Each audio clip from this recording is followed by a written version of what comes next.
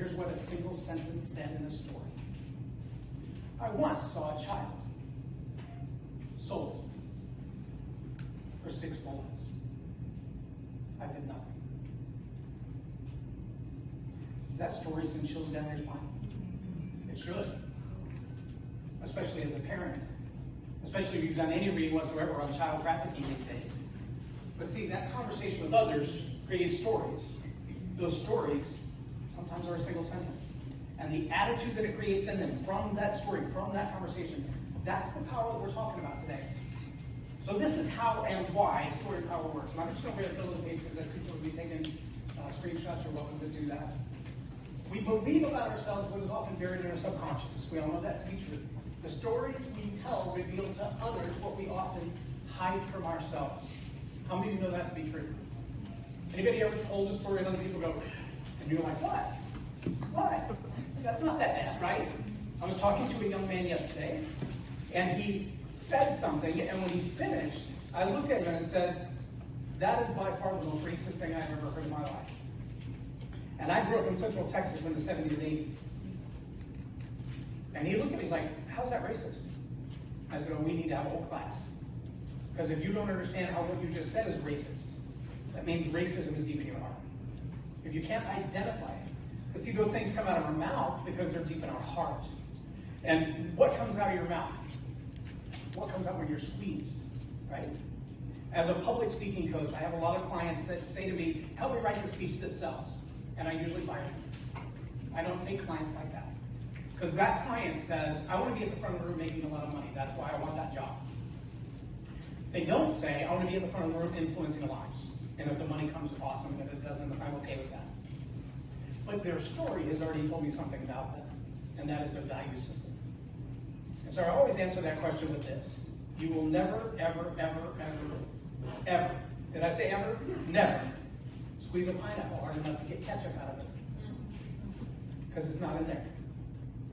But see, when I put you in the front of the room, when I put you under pressure, guess what comes out?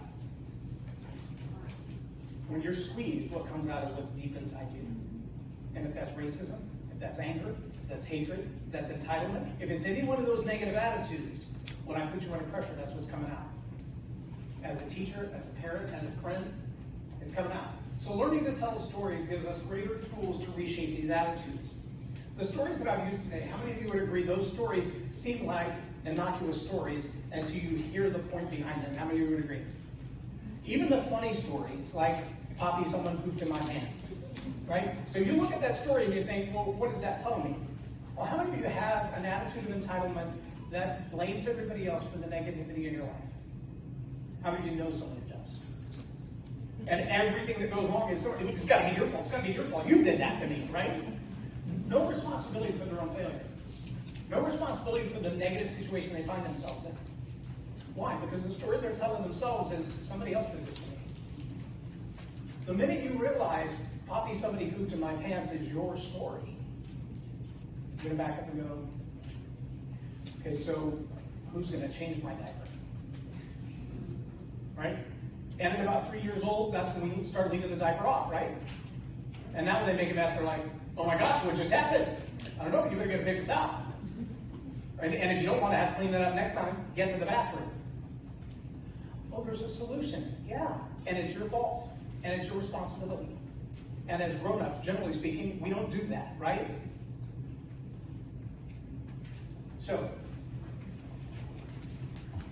I want you to look down this left side, and you might see some of those on your pages. And I want you to see the relationship. Maybe you've heard phrases like this. I'll do exactly as much as I have to until I get the raise or the promotion or the recognition that I deserve.